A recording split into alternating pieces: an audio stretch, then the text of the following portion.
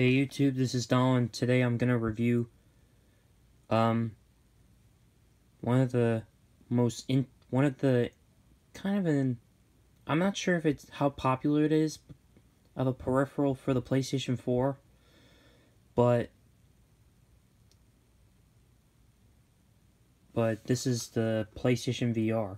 So what is this thing? Well, it's a virtual reality headset that connects to the PS4, not wirelessly, but unfortunately, but at least the cable is reasonably long. It is pretty long, so you could be as far away from the console, or this module in particular, as possible between you and the TV.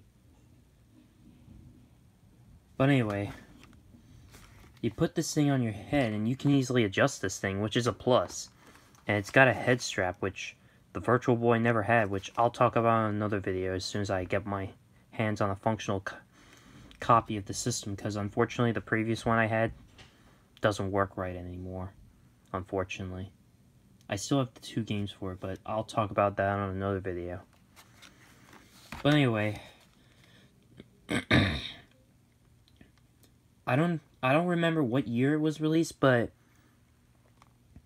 if you guys know what year it was released, please let me know in the comments. But anyway, the reason I wasn't sure if it was popular or not is because I learned that apparently this thing is still in its prototype stage, I'm afraid. I guess maybe it's because the resolution was so limited, even though 4K, even though the new resolution called 4K came along. I can do 4K mode on my phone, which I'm recording now, but unfortunately, it can only reach up to 4K 30 frames per second.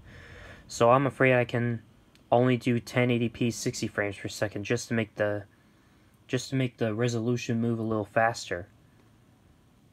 And the same limitations goes to the PS4 Pro and the Xbox One X, which the Xbox One X I'll probably talk about on another video entirely.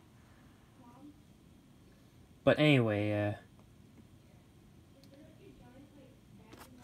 it's got this thing to help fit this thing on your head properly with these rubber things. But on the bottom of this thing, it's got a button. If you hold it, it'll adjust the distance between the goggles and your eyes. No, be forewarned that anyone under 12 shouldn't be using this.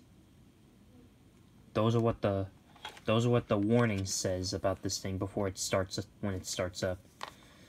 Anyway, it's got this wire here. It's got a button to adjust the headband. And it makes it really nice and comfortable to wear, better than the Virtual Boy, I must say. Gotta be really careful with this thing. Anyway, here's the buttons on this thing. It's got a power button to power this thing on. As you can see, the mute button, the volume dial buttons, and it's also got this headphone jack where you can plug in the headset like that, like the PlayStation headset, which I might talk about on another video and save that for another time. It's got the PlayStation logo on the back.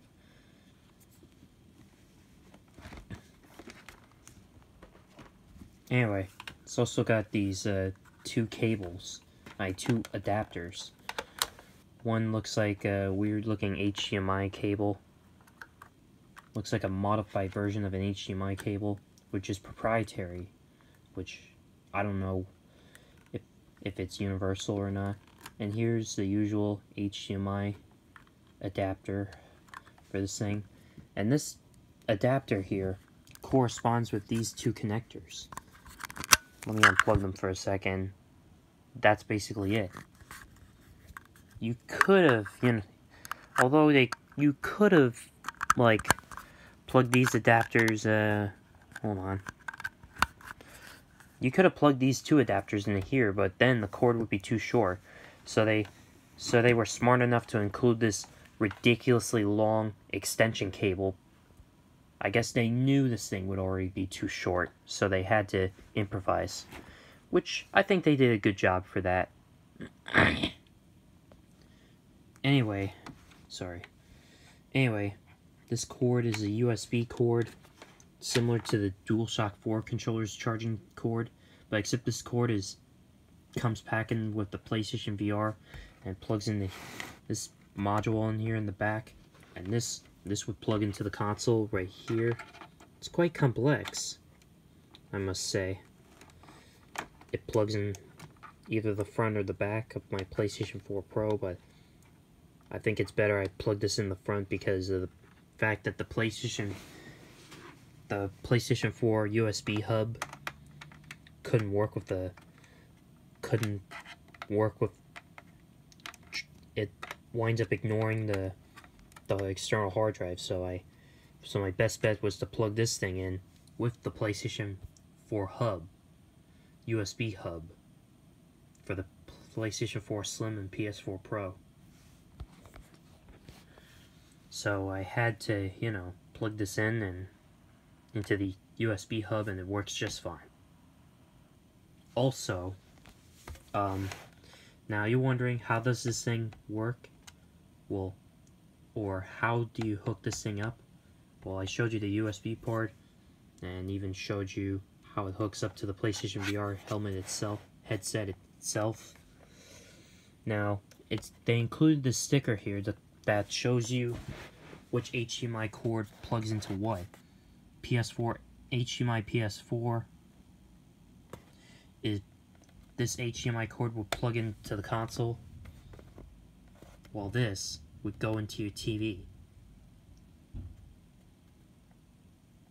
which is pretty helpful if you want to. It's pretty much one configuration and it works just fine.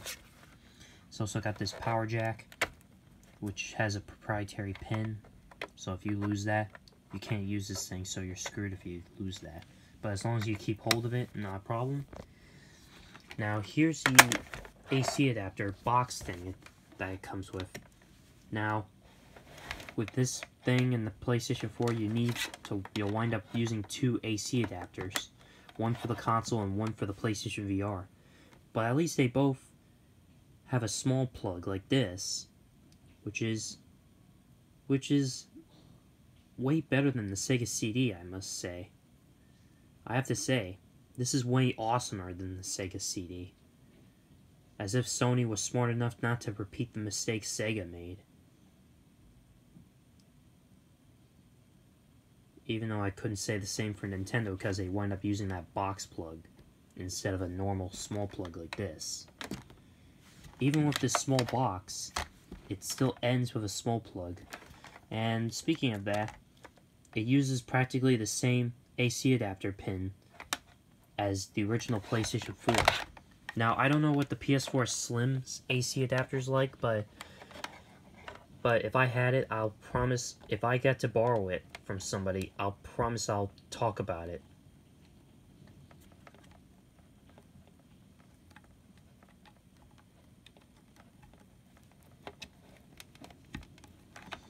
So, anyway. So, overall, the PlayStation VR but anyway, now, in order to play with the PlayStation VR, you need the PS3 camera. Any different models of, the PS4 camera, If you don't have it, then you can't use this, so you're basically screwed if you don't have it. Because that PS4 camera is your only means of being able to, use the PlayStation VR, unfortunately. Which is kind of a bummer. Unlike the Joy-Cons where they don't need a sensor bar, this thing does. And to make things worse, the PlayStation Move controllers that I reviewed earlier, I forgot to mention that unlike the Joy-Cons, this thing and the PlayStation Move controllers requires that camera, which acts as also as a sensor bar for these pieces of equipment. Which is not necessarily which may not be the best thing, which may not be the best thing, which may not have been the best overall. Despite the peripherals Sony made, which I'm not sure, I don't think they were really that popular, unfortunately. But those things tried to help give the PlayStation 4 a life at this time. I'm sure things will start to relax 10 years later for the PlayStation VR. For now, the PlayStation virtual reality technology is kind of tightly regulated at this time. That's why this thing, I'm not sure if it even sold well. And it didn't really have that big impact. Things will start to relax 10 years later, but by that time, this thing might have its day. But anyway, but for me personally, I kind of like the games that came with it, like Battlezone, which I assume is Sony's version of Battlezone, or maybe like a remastered version of Battlezone from Atari, but I'm not sure who made the game. Which I'll probably talk about on another video about the game itself. But anyway, subscribe if you want to see more videos like this, and like the video, and yeah, I'll see you in the next video. This is me, sign off, and oh wait, one more thing, the reason I made this video today is because the previous video I made about it is low resolution, and the sound wasn't anything to write home about. But I think my videos deserve better. I think I really need to make videos in higher quality. So I decided to make new videos like this time in high definition. So anyway, this is me signing off.